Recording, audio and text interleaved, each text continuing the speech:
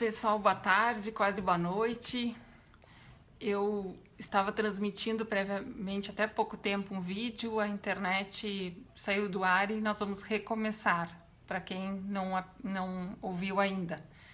Eu sou Alessandra Morelli, sou médica oncologista aqui de Porto Alegre e nós vamos falar hoje para pacientes que estão em tratamento oncológico, quando se deve chamar o seu médico. Nós sabemos que, em geral, quando se inicia um tratamento quimioterápico ou radioterápico, existem uma série de recomendações e de possíveis para-efeitos que podem acontecer e que geralmente o médico já explica na consulta para o seu paciente as principais consequências desse tratamento e que medidas devem ser tomadas. Mas é muito comum que surjam dúvidas da necessidade de se comunicar o médico ou não diante de alguns para-efeitos. Então, hoje eu vou listar para vocês alguns para-efeitos que são necessários que sejam comunicados de uma forma mais rápida para o médico ou para a equipe médica. Nós vamos falar, então, inicialmente sobre um dos principais para-efeitos da quimioterapia, que a quimioterapia pode eventualmente provocar, que é a febre. Nós consideramos a febre, a partir de 38 graus, um dos sinais de alerta, quando o paciente está em tratamento, porque ela pode sinalizar para uma infecção em atividade. Quando o paciente tem essa temperatura a partir de 38 graus, então é importante que se comunique o médico ou a sua equipe. E, em geral, essa combinação também com relação à comunicação, ela deve ser feita na consulta e identificar no médico e na equipe de que forma fica mais fácil esse acesso. Existem equipes que preferem o contato por mensagens, equipes que preferem o contato através de uma secretária, de um assistente. Outras equipes preferem que o paciente, diante de alguns sinais e sintomas, venha diretamente à emergência. Então, isso é importante que você combine previamente com o seu médico para que não exista nenhum desconforto ou uma situação mais alarmante, não é? E emocionalmente mais angustiante no momento em que isso acontecer. Então, seguindo, nós já falamos da febre. Outro sintoma importante também é os tremores. Muitas vezes o paciente não apresenta febre, mas ele pode apresentar tremores ou calafrios. Da mesma forma, esses tremores ou calafrios incontrolados, eles podem traduzir um quadro que nós chamamos de bacteremia. E também é um dos sinais importantes e que devem ser comunicados imediatamente à equipe. Um sintoma que é muito comum em tratamentos quimioterápicos são os vômitos. Nós, em geral, quando iniciamos uma quimioterapia, nós já avisamos o paciente de que aquele tratamento, porventura, pode provocar náuseas e vômitos, e já deixamos previamente as medicações que são necessárias caso eles aconteçam ou até que se tome por tantos dias após o tratamento. Mas se esses sintomas acontecerem por mais de 12 horas, eles podem provocar um quadro de desidratação e isso faz com que o médico precise ser avisado, porque pode ser necessário uma internação ou uma ida ao hospital para uma hidratação endovenosa. Além dos vômitos, a constipação intestinal, que é o que? É o mau funcionamento do intestino, que pode acontecer quando nós utilizamos em alguns pacientes as medicações que são preventivas dos enjoos. Essas medicações, elas podem ressecar o intestino, digamos assim. E isso provoca a constipação intestinal. Então, uma constipação intestinal que perdure por mais de 3 dias, 4 dias, também é um sinal de alerta e que o seu médico deve ser comunicado.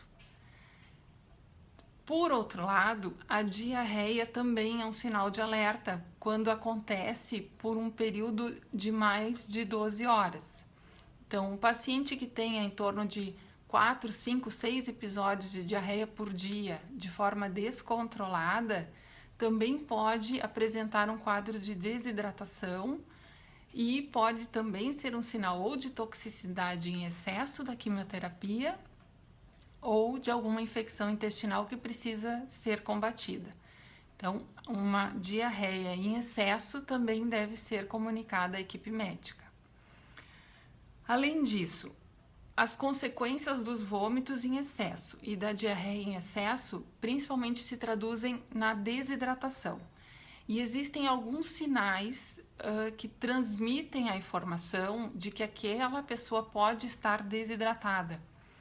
Então, assim, se a pessoa tiver as mucosas secas ou tonturas e vertigens, principalmente quando fica em pé, esses sinais podem mostrar que além dos vômitos e da diarreia, a pessoa já está entrando num processo de desidratação. Associados também, por exemplo, à respiração acelerada. É um outro sinal que precisamos ficar alerta. Então, por favor, se houverem um desses sintomas que expliquem ou que justifiquem um quadro de desidratação, devem ser comunicados. Sangramentos ou hematomas espontâneos. Então, qualquer sangramento que aconteça via nasal, via mucosa oral, vaginal ou via intestinal, é importante que o médico seja comunicado. Os sangramentos espontâneos, eles podem mostrar um alerta de que, por exemplo, as plaquetas podem estar baixas. Então, em função do tratamento oncológico. Então, é importante que isso também seja avisado com uma certa brevidade. A respiração curta ou dor no peito. Sempre deve ser avisado o médico imediatamente ou, se caso você não consiga um contato rápido, dirigir-se à emergência de uma forma rápida, porque pode ser um evento cardíaco ou pulmonar e que precisa ser investigado. Além disso, sangramentos, além dos que eu já comuniquei, sangramento nas fezes ou na urina, da mesma forma, você deve sempre avisar a equipe médica de qualquer tipo de sangramento. Fadiga em excesso. Se sabe que a quimioterapia e alguns outros tratamentos com medicações via oral também podem provocar a fadiga em excesso, ou seja, um cansaço. Mas uma fadiga que o paciente, por exemplo, não saia da cama o dia inteiro e aquilo não é o normal daquela pessoa, nós precisamos avisar a equipe médica, porque a fadiga em excesso pode mostrar ou alertar que a imunidade daquela pessoa não está adequada ou eventualmente algum outro problema pode estar acontecendo. Os batimentos cardíacos acelerados também podem traduzir alguma situação de emergência que precisa ser investigada. A dificuldade para se alimentar ou a perda de peso de forma continuada. Cada paciente tem a sua maneira de reagir e de se apresentar. Mas, quando existe uma dificuldade do paciente de se alimentar por muitos dias, nós precisamos estar atentos das razões pelas quais isso pode estar acontecendo e também precisa comunicar à equipe médica. Feridas na boca são uma das causas que podem justificar a dificuldade da alimentação. Essas feridas podem surgir em vigência do tratamento por uma causa dos quimioterápicos, por exemplo, ou das medicações que estão sendo ingeridas. E existem tratamentos que podem ser necessários, como antifúngicos ou eventualmente até aplicações de laser para aliviar esses sintomas e permitir que a pessoa consiga se alimentar de uma forma adequada. Congestão nasal e secreção nasal ou tosse. Da mesma forma, esses sintomas mostram que pode estar acontecendo alguma infecção de vias aéreas superiores ou até uma infecção pulmonar e precisa de uma investigação mais adequada. Dormência ou formigamento nos pés e nas mãos. Existem alguns quimioterápicos que podem provocar a dormência com o passar do tempo, com o passar dos ciclos, essa sensação nas mãos e nos pés. Mas quando isso acontece de uma maneira súbita e progressiva, há necessidade de comunicar o seu médico, porque pode existir aí alguma alteração neurológica. Esses foram os principais sintomas e sinais que eu mostrei relacionados a questões que podem ser mais graves em vigência de um tratamento oncológico e que se precisa que o paciente tome uma atitude, e a sua família também, para que as coisas não evoluam de maneira inadequada, digamos assim.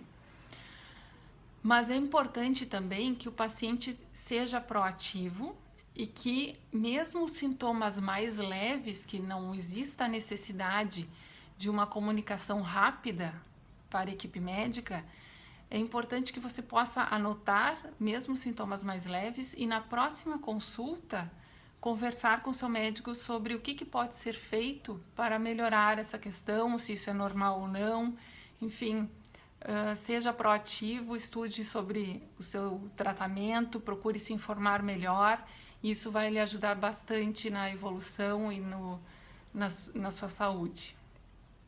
Eu acho que por hoje era isso, eu gostaria de agradecer a participação de vocês.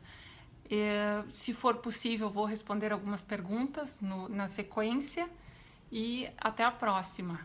O meu nome é Alessandra Morelli, eu sou oncologista e trabalho aqui em Porto Alegre, no Rio Grande do Sul. Um bom final de dia, até mais.